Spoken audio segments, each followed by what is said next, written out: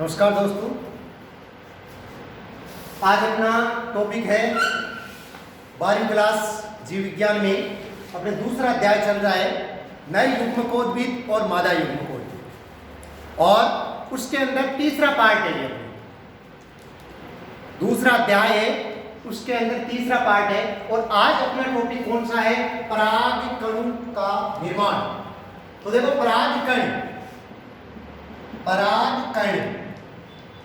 कहां पर निर्माण होता है परागकणों का? परागकोश में। परागकणों का निर्माण कहां पे होता है? परागकोश के अंदर किसका निर्माण होता है? परागकणों का निर्माण होता है। ठीक है, परागकोश क्या है? पुंकेसर या पुंकेसर है, उसमें सबसे जो ऊपर का भाग होता है वो क्या कहलाता है? परागकोश कहलाता है। और परागकोश के अंदर किसका निर्माण होता है?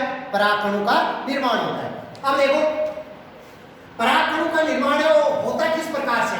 तो जैसे हमने इससे पहले वाला टॉपिक पढ़ा लघु बीजाणुधानी, ठीक है? तो लघु बीजाणुधानी के मध्य केलोज की एक भित्ति उपस्थित होती है। ये आप नोट लिख लेना, हेडिंग लगा के परागकणों का निर्माण, उसके अंदर आप नोट ये लिखना कि परागकणों का निर्माण परागकोश के अंदर होता है। उसके आगे लिखना लघु बीजाणु के मध्य केलेज की बनी एक भित्ति उपस्थित होती है और उस भित्ति को केलेज एंजाइम विघटित कर देता है। ठीक है, लघु बीजाणु के मध्य केलेज की एक भित्ति उपस्थित होती है और उसको केलेज एंजाइम क्या कर देता है? विघटित कर देता है, जिससे किसका निर्माण होता है? परागकण का निर्माण होता है। ठीक है, ये नोट बना के लिखना है कि परागकण का निर्माण परागकोश के अंदर होता है और लघु बीजाणु के मध्य केलोज की एक भित्ति बनी होती है और उस भित्ति को केलेज एंजाइम विघटित कर देता है, जिससे किसका निर्माण होता है? परागकणों का निर्माण होता है। तो ये तो अपने हो गया कि परागकणों का निर्माण किस प्रकार से होता है। अब देखो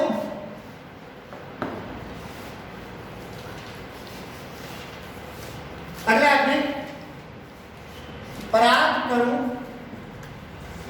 की संरचना, मतलब एक परागकण होता है उसकी संरचना किस प्रकार की होती है। तो देखो ये चित्र बनाया हुआ है, ये किसका चित्र है?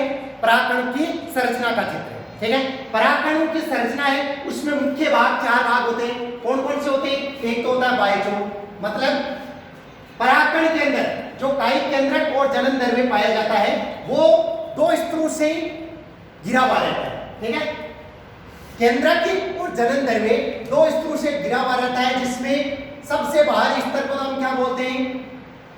बायोचोल बोलते हैं और उसके अंदर के स्तर को हम क्या बोलते हैं? अंतःस्थोल बोलते हैं। होता क्या है कि देखो ये बाहरी आवरण पाया जाता है, इसको तो हम क्या बोलते हैं? बायोचोल बोलते हैं। ठीक है, और ये आवरण पाया जाता है, इसको हम क्या बोलते हैं? अंतःस्थोल बोलते हैं। और जनन के अंदर और कायिक के अंदर ये कितने स्तरों से घिरा हुआ रहता है? दो स्तर से, एक तो बायोचोल होता है और दूसरा क्या होता है? अंतःचोल। इसके अंदर एक इंपॉर्टेंट प्रश्न बनता है जो कई कंपटीशन एग्जाम उनमें भी पूछा जाता है या बोर्ड एग्जाम है उनमें भी पूछा जाता है कि बायोचोल परागकण है, उसमें बायोचोल किससे मिलकर बना हुआ होता है? तो ये आपको लिखना है स्पोरोपोलेनिन। परागकणों में बायोचोल का निर्माण किस पदार्थ के द्वारा होता है? तो कौन से पदार्थ के द्वारा होता है? स्पोरोपोलेनिन नामक पदार्थ से बायोचोल का निर्माण होता है। दूसरा प्रश्न यह बनता है कि परागकणों में अंतःचोल है, उसका निर्माण किससे होता है? तो पेक्टिन एवं सेलुलोज किससे होता है? अंतःचोल का निर्माण पेक्टिन एवं सेलुलोज से मिलकर किसका निर्माण होता है? अंतःचोल का निर्माण होता है। तो अपने को ये याद रखना है दोनों प्रश्न कि परागकणों में परागकण की संरचना है, उसमें जनन केंद्रक और कायिक केंद्रक ये दो स्तरों से घिरा हुआ रहता है। सबसे बाहर वाले स्तर को तो हम क्या बोलते हैं? बायोचोल, और उसके अंदर वाले स्तर को हम क्या बोलते हैं? अंतःचोल बोलते हैं। बायोचोल है वो किस पदार्थ से मिलकर बनता है? तो स्पोरोपोलेनिन नामक पदार्थ से मिलकर बनता है। अंतःचोल किससे मिलकर बनता है? पेक्टिन एवं सेलुलोज नामक पदार्थ से मिलकर बनता है। अब देखो क्या होता है कि जब परागकण की संरचना है, इसके अंदर जो जनन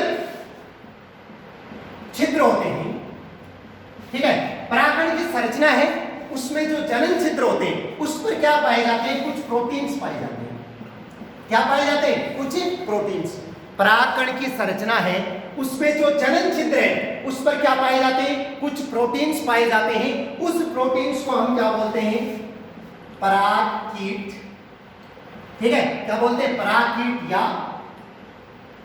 पोलन कीट।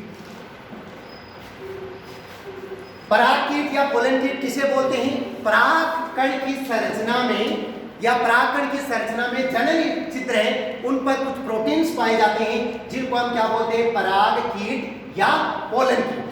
ठीक है, ये परिभाषा याद रखनी है अपने को कि परागकीट या पोलन कीट होता क्या है कि परागकण की संरचना में कुछ प्रोटीन्स पाए जाते हैं या जनन छिद्र उसमें कुछ प्रोटीन्स पाए जाते हैं जिसको परागकीट या पोलन कीट बोलते हैं। इनका कार्य क्या होता है? परागकणों में परागकीट और पोलन कीट है, उसका कार्य क्या होता है? तो इसका सबसे पहला कार्य यह होता है कि सूर्य से आने वाली पराबैंगनी किरणें हैं, उनसे परागकण की रक्षा करने का कार्य कौन करता है? परागकीट या पोलन कीट। दूसरा, कीटों को आकर्षित करने का कार्य कौन करता है? परागकीट या पोलन कीट। ठीक है, परागकीट या पोलन कीट का कार्य क्या होता है? पहला कार्य क्या होता है कि सूर्य से आने वाली पराबैंगनी किरणों से परागकण है उसकी रक्षा करता है। दूसरा कार्य क्या होता है? कीटों को आकर्षित करने का कार्य करता है। ठीक है, अब देखो इसमें क्या होता है, एक अलग परिभाषा है परागपिंड। परागपिंड क्या होता है? ठीक है, परागपिंड होता है कि कुछ ऐसे पादप होते हैं जिनमें परागकण आपस में मिलकर एक विशेष संरचना बनाते हैं। ठीक है, कुछ ऐसे पादप होते हैं जिसमें परागकण आपस में मिलकर कुछ विशेष संरचना बनाते हैं जिसको हम क्या बोलते हैं? परागपिंड। जैसे मान लो कि आग होता है, तो आग के अंदर इस प्रकार की संरचना बनती है, तो उसको हम क्या बोलेंगे? परागपिंड। और यह संरचना किसकी है? आग में परागपिंड की संरचना है। ठीक है, तो आज का अपना टॉपिक यही था। टॉपिक क्या था अपना?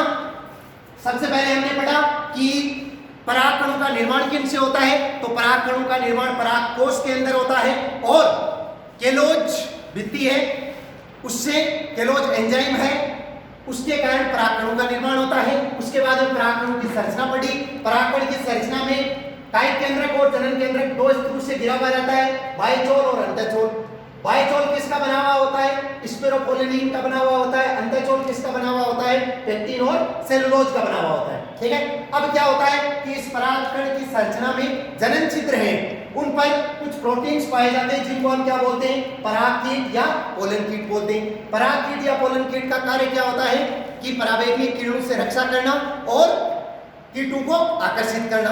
कुछ ऐसे पादप होते हैं जिसमें परागकण विशिष्ट संरचना बनाते हैं जिसको हम क्या बोलते हैं? परागपिंड बोलते हैं। जैसे यह संरचना किसकी है? आग में परागपिंड की संरचना है। धन्यवाद। जय हिंद, जय भारत।